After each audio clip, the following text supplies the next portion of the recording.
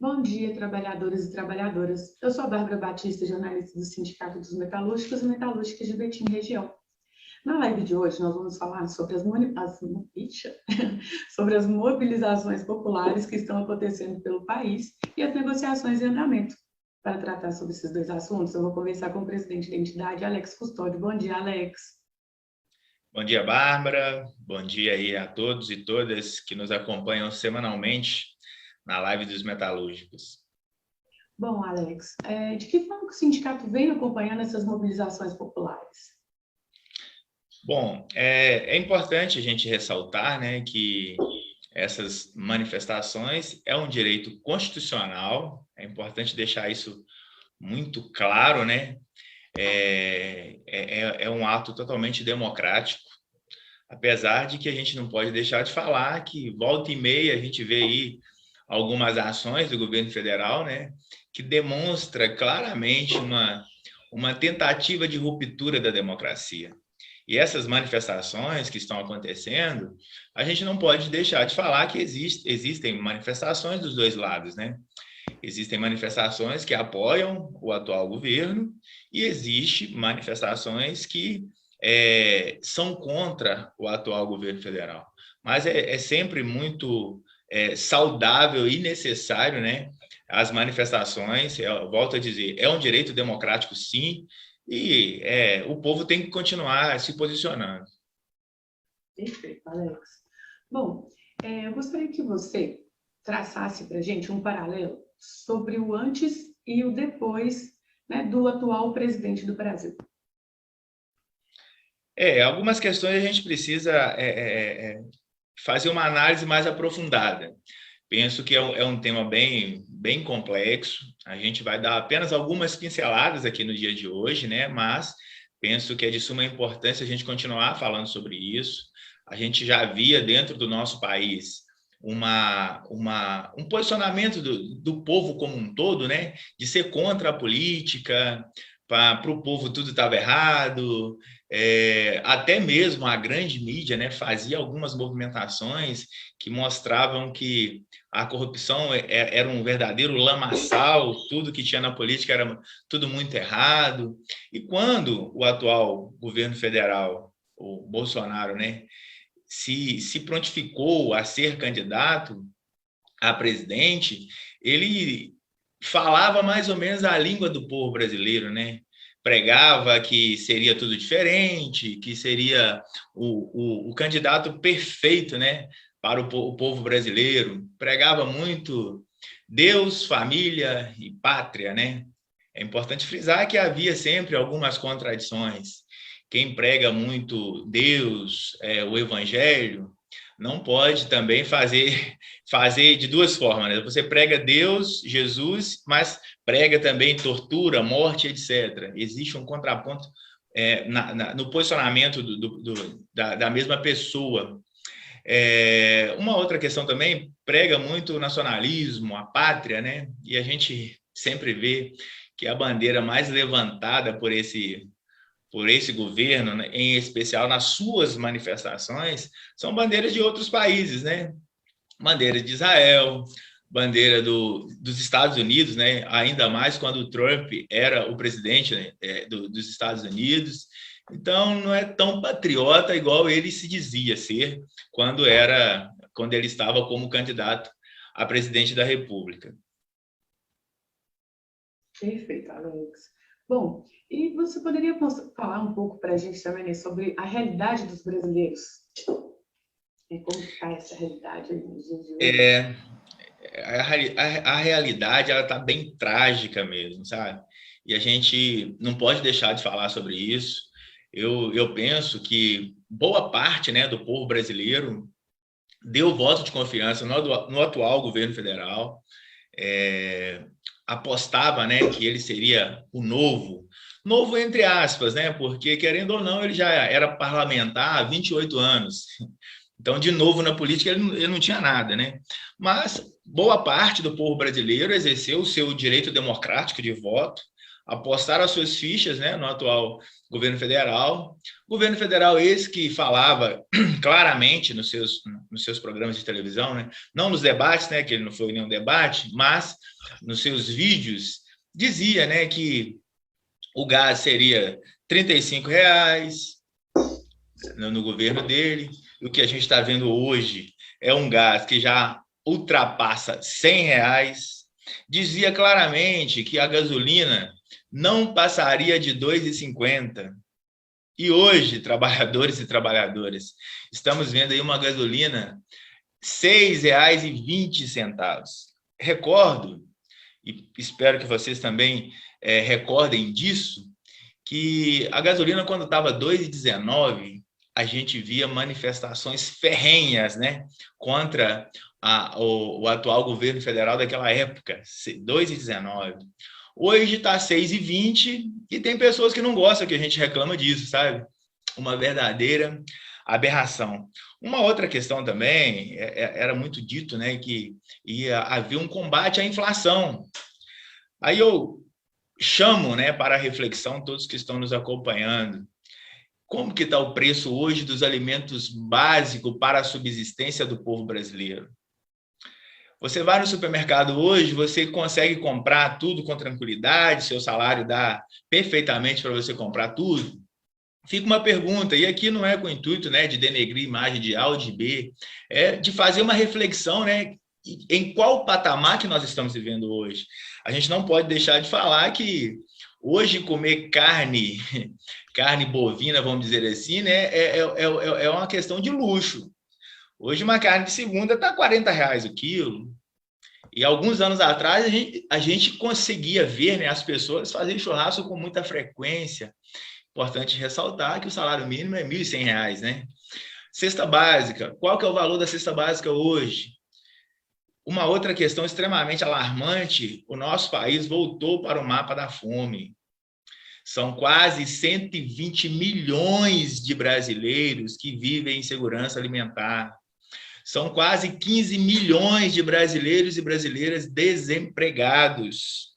34 milhões na informalidade. Eu estou aqui citando algumas questões porque a gente precisa fazer uma análise mais fria da coisa e não viver nessa polarização, sabe? Eu vejo muito, a gente representa uma base muito grande, né? Em Betim, Garapé e São Joaquim de Bicas. Então, tem trabalhadores que são adeptos à direita, tem trabalhadores que são adeptos à esquerda e muitas das vezes eles não fazem uma análise mais aprofundada, sabe? Só quer fazer o contraponto pelo contraponto. Mas eu acho que é de suma importância a gente fazer uma análise mais fria da coisa, mais pé no chão, raciocinar um pouco mais, sabe? E realmente ver que, infelizmente, o nosso Brasil hoje não é o Brasil que nós esperaríamos, né? Não é o Brasil que a gente quer para nossa família, para os nossos amigos e para toda a sociedade brasileira. Essa política que está sendo implementada não é uma política que vá ao encontro, né, daquilo que é o anseio da maioria do povo. Infelizmente.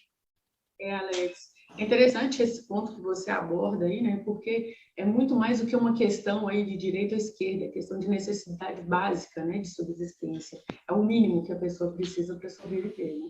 Bom, e um governo que prega tanta moral e os bons costumes está cercado por escândalos de corrupção. Qual que é a visão da entidade em relação a esse ponto? É um outro tema bem polêmico, sabe? Porque o que a gente via muito o atual governo dizer, né, que jamais teria corrupção no seu governo. E a gente até viu alguns vídeos, né, que ele é bem sarcástico, né? Na verdade, eu acho que ele não entendeu qual que é o peso, né, do cargo de presidente de uma nação. Em alguns momentos, ele se porta como alguém que está numa roda de amigos, alguém que está num boteco, no campo de futebol. E o cargo de presidência de uma república, né, exige muita diplomacia. É algo que o nosso presidente da república, porque ele é o presidente do nosso país hoje, né, ele desconhece essa palavra, sabe?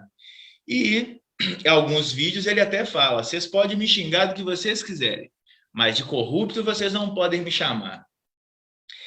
E, infelizmente, pelo poder, né, das fake news, existem alguns apoiadores do presidente da República que ainda creem, né, que esse governo não tem corrupção.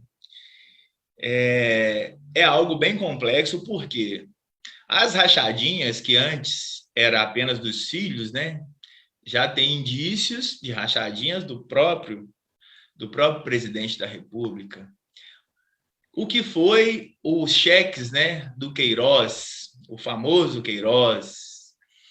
E agora, por último, uma questão que está se tornando uma verdadeira aberração, é essa CPI da vacina, né, onde mostra documentos fraudulentos, o intuito, na cara dura, vamos dizer, no linguajar popular, né, de receber propina para comprar vacina.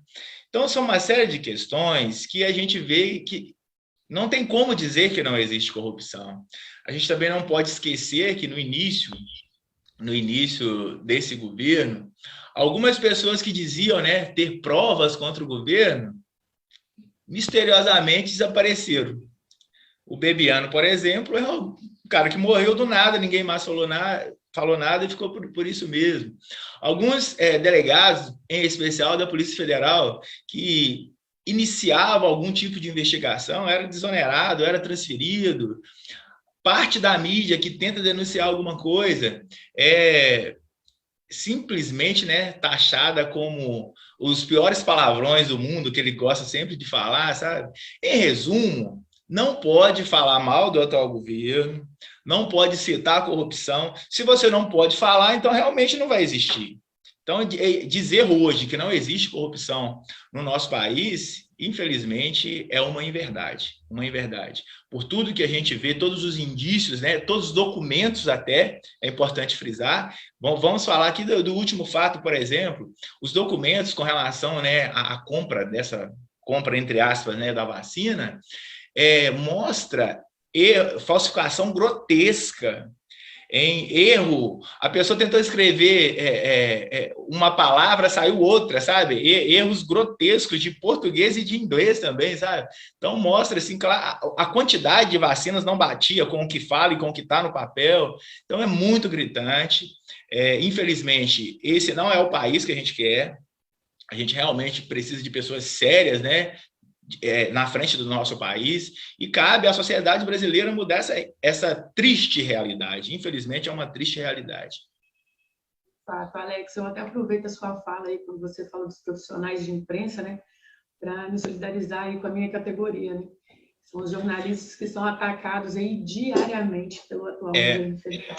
Verdade. Só mais uma questão, Bárbara. A gente já passou aí de 520 mil mortos, né, dentro do nosso país. A gente citou aqui rapidamente sobre a CPI da Covid, a CPI da vacina, e se não fosse o negacionismo do atual governo federal, inclusive em fazer chacota, né, dizer que é apenas uma gripezinha, ir em vários eventos sem máscara e avacalhar como um todo, né, essa questão tão complexa, né, certamente essa quantidade de mortos seria muito menor. Quando lá em 2020, que existia uma possibilidade do país comprar as vacinas, o nosso país poderia ser um dos primeiros países a fazer imunização. Infelizmente, pelo negacionismo, ou até por uma questão estratégica, né, o governo federal não deu a devida importância. E a gente não pode deixar de falar sobre isso, né? Mais de 520 mil mortes é muita coisa e certamente isso poderia ter sido evitado. Uma outra questão que a gente também não pode deixar de falar, o governo ele tenta de forma assim muito explícita, né, colocar em cargos estratégicos pessoas que não têm qualificação técnica. Eu não vou nem falar do todo, eu quero citar 2 pontos. Por exemplo, a quantidade de militares que está dentro do governo hoje é maior do que a quantidade de militares que existiam na ditadura militar. Olha como que a coisa é grotesca, sabe? Um outro cargo extremamente técnico que a gente precisa dizer é o ministro da Saúde, que até então era o Pazuello, que por tudo que a gente acompanha, né, ele não conseguia ser nem um bom gestor de logística, que é o que ele era lá no Exército. Vai ser ministro da Saúde, uma verdadeira catástrofe. A ex-esposa dele disse que naquelas mortes lá do Amazonas, ele falou, eu não quero comprar oxigênio, eu quero comprar saco preto. Então, infelizmente, a gente vive uma questão extremamente alarmante no nosso país, vai muito além de ser de direita ou de esquerda, é uma questão de prezar, né, pelas pessoas do nosso país, e está nas nossas mãos. Eu acho que é importante a gente deixar isso muito claro, sabe? Está nas nossas mãos, depende de nós continuar manifestando, continuar fazendo contrapontos para que a gente coloque o nosso país novamente nos trilhos. Perfeito, Alex. Bom, qual que é a visão da diretoria do Sindicato dos Metalúrgicos e Metalúrgicas de Betim e região em relação ao pedido das ruas sobre o impeachment do atual presidente? Na verdade, a gente tem assim muito claro, né, que na teoria o governo tem que trabalhar para a maioria do povo, sabe? E diante de todas as ações que a gente vê do atual governo federal, ele não trabalha para a maioria do povo. Ele trabalha para os seus pares, em especial levando em consideração o perfil das pessoas que votaram nele, né? E isso é uma contradição muito grande. O governo ele tem que trabalhar para a maioria do povo. O Estado tem que debater um projeto nacional de desenvolvimento que gere emprego e distribua renda. Assim a economia do país vai melhorar. Se não for assim, a coisa não vai funcionar. E quando a gente fala, né, que as ruas pedem, né, o afastamento do atual presidente, o povo brasileiro esquece muito rápido das coisas, sabe? Em 2015, o próprio Jair Bolsonaro, no seu Twitter, né, que ele ama governar pelo Twitter, já dizia o seguinte: o povo pede impeachment de algum governante quando ele faz muita merda. Ele escreveu dessa forma lá no Twitter dele. Quando o governo faz muita merda. Lá em 2015 ele escreveu isso. E hoje, em 2021, né, aparentemente, entre aspas, o tiro saiu pela culatra, porque a quantidade de manifestações, né, contra o atual governo mostra que ele está indo na contramão daquilo que é o anseio do povo brasileiro. Claramente é isso.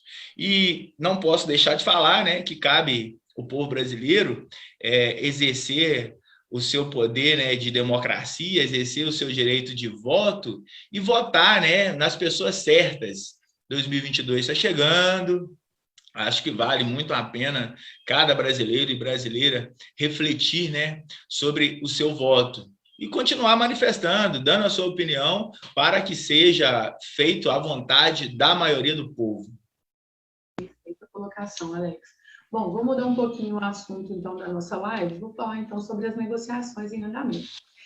Alex, qual que é a atual situação da WEG? Vou falar rapidinho, Bárbara, porque o primeiro tema nosso é um tema que falar dele em 20 minutos é muito pouco, sabe? Estou olhando o relógio aqui, já deu os 20 minutinhos de live, quase. Bom, com relação à WEG, na última live a gente tinha citado, né, que os trabalhadores rejeitaram a proposta da empresa, votaram o estado de greve. Após esse estado de greve, aconteceu mais uma rodada de negociação referente à PLR do ano de 2021. Nessa referida reunião, a empresa que se portava com muita arrogância na mesa de negociação mudou a tática. A empresa já veio um pouco mais centrada, então a reunião fluiu um pouco melhor. A comissão deixou uma proposta para a direção da empresa.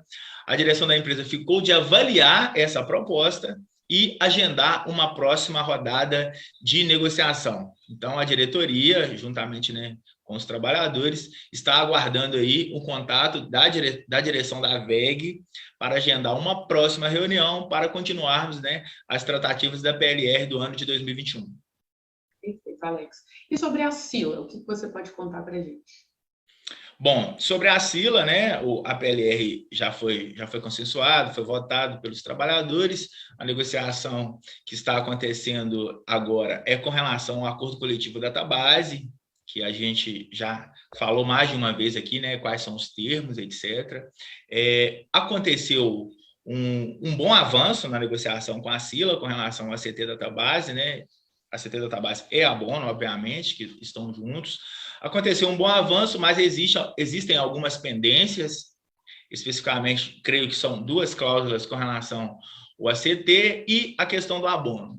Então tem essas 3 pendências, estamos aguardando um posicionamento dos representantes da empresa para que, após isso, a gente possa levar a proposta para o conjunto dos trabalhadores e trabalhadoras. Perfeito, Alex. Na Comal, o início das tratativas lá são em relação à PLR 2021, não é isso? Isso. Aconteceu a primeira rodada de negociação no dia de ontem, com o representante da Comal, e amanhã, dia 8, acontecerá mais uma rodada de negociação para tratarmos, né, da PLR do ano de 2021. Perfeito. Ontem houve um plebiscito com os trabalhadores e trabalhadoras da Tecfor. Qual que foi o desfecho? Bom, com relação à Tecfor, a Tecfor é uma das empresas que a gente sempre diz aqui, né, que as metas da PLR são muito complexas. Em alguns momentos a gente afirma, né, que são metas inatingíveis. A comissão negociou, tentou ajustar bem as metas. Foi construída uma proposta de PLR e também de acordo coletivo da Tabase junto com a abono. Porém, que com relação à PLR, a comissão dos trabalhadores, né, junto com a diretoria do sindicato, tentou deixar claro para a empresa que, com relação à PLR, poderia ser que os trabalhadores iriam rejeitar a proposta. Porque o anseio dos trabalhadores na Tecfor é que a primeira parcela da PLR seja uma parcela bem maior do que foi proposto pela empresa. E assim aconteceu. O conjunto de proposta foi rejeitado em plebiscito por mais de 75% dos votantes, né? Isso mostra que realmente os trabalhadores estão bem convictos, né, daquilo que eles querem. Então, a gente está aguardando aí um novo desfecho para essa negociação, e vai acontecer uma reunião no dia de amanhã, onde tentaremos, né, convencer a empresa que tem que fazer aquilo que é a vontade dos trabalhadores e trabalhadoras. Óbvio, com muito equilíbrio e com muita sensatez, né? Alex, é uma prova aí de que a unidade dos trabalhadores dá algum resultado, né? Bom, por fim, o que há de novidades nas tratativas com a AETRA? Só voltando um pouco, Bárbara, a gente sempre fala aqui, né, da importância da unidade dos trabalhadores, e todas as ações que a gente faz, isso fica mais em evidência, né? Quando o trabalhador se posiciona, com certeza ele consegue alcançar os seus objetivos. Com relação à ETRA, já tínhamos informado, né, que as negociações lá nesse ano, pelo menos as negociações atuais, são referentes ao acordo coletivo da Tabase, junto com a abono, obviamente, né, e jornada de trabalho, para minimizar, né, o excesso de jornada desses trabalhadores. Então, ficou agendada uma próxima reunião com os representantes da ETRA para a próxima quarta-feira pela manhã, 9 horas. Então, esperamos, né, que na nossa próxima live a gente possa falar sobre o desfecho dessa referida negociação. Com certeza. Bom, encerramos agora mais uma live. Eu agradeço ao presidente do sindicato pelas informações. Muito obrigada, Alex. Obrigado, Bárbara. Na verdade, o tema de hoje é um tema bem complexo. A gente tentou dar uma pincelada bem rápida aqui, mas é algo que a gente precisa falar um pouco mais. Então, em outros momentos, falaremos sobre isso. Agradecer a presença de todos vocês, né, trabalhadores e trabalhadoras de Betim, Grapé e São Joaquim de Bicas, e também os demais trabalhadores, né, que são de outra categoria ou de outra base. Agradecer também pessoas que são aposentados, jovens. Falo isso porque eu recebo muito feedback, né, de pessoas que não são do nosso meio, vamos dizer assim, afirmando, né, que assistem a nossa live. Então, agradecer a todos vocês. Até breve e forte abraço a todos. Obrigada, Alex. Bom, eu aproveito também para poder agradecer ao pessoal aqui que nos auxilia nos bastidores da live, a toda a diretoria do sindicato e, em especial, a você que disponibiliza aí sempre um tempinho para nos assistir. Não deixe de enviar suas perguntas, né, pelas redes sociais ou para o e-mail comunicacão@metalúrgicosdebetim.org.br. Siga o sindicato nas redes sociais e fique por dentro de tudo que está rolando. Até a próxima quarta-feira.